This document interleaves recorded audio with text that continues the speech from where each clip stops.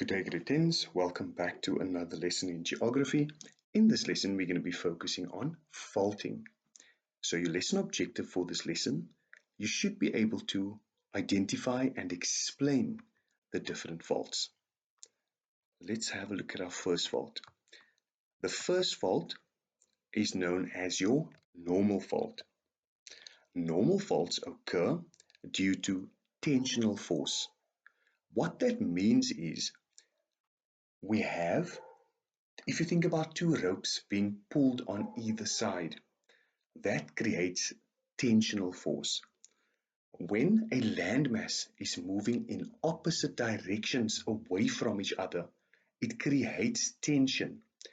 Eventually, the tension gets too much and then the rock cracks and breaks, causing a normal fault.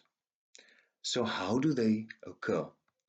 This rock or this normal fault occurs when rocks move away from each other due to the land moving apart. So the movement is very similar to that of a divergent plate boundary. When the rocks move apart, the side with the less stable tectonic plate drops below the side with the more stable tectonic plate. So again, the only thing that's happening here is we have the landmass is moving apart in different directions. Due to the tensional force, the rock cracks and breaks, and then one of them is pushed down while the other more stable rock remains. Our next fault is our reverse fault. Reverse faults is almost the same as your normal fault. It just occurs due to opposite forces.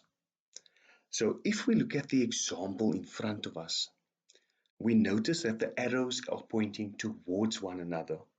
And what that means is we have rock or plates that are coming together. That movement is associated with your convergent plate boundaries. As the plates are moving together, we experience compressional force. That compressional force will get too much for the rock to withstand, and eventually the rock cracks and breaks.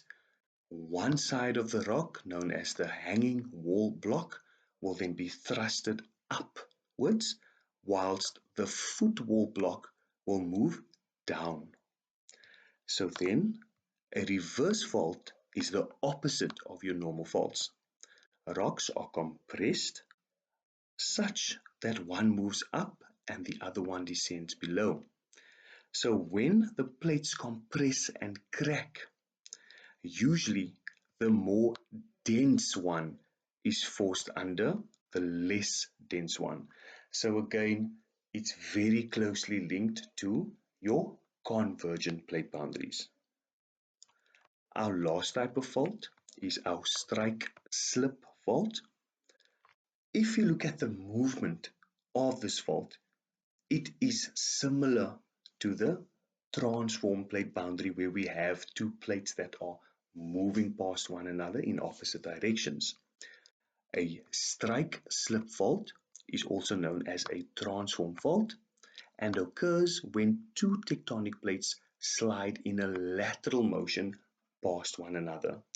So as they slide past one another, they are grinding against one another, which could then cause very severe earthquakes, particularly within the region that fault is found.